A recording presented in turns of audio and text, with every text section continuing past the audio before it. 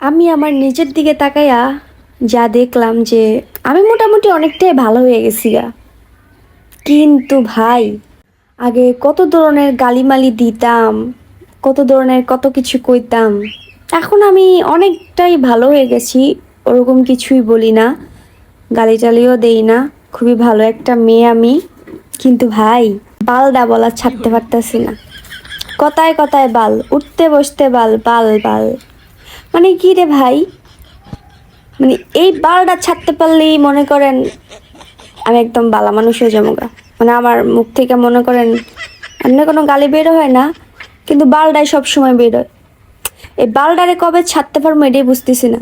সারা মানে এই বালটা মনে করেন ছাড়তে পারলেই আমি টোটালি অনেকটাই অনেকটা বেশি ভালো হয়ে যাব। তার কারণ হচ্ছে আমি গালি পারি না, গালি জানি না। অনেকগুলা গালি দেওয়া অফ করে দিছি।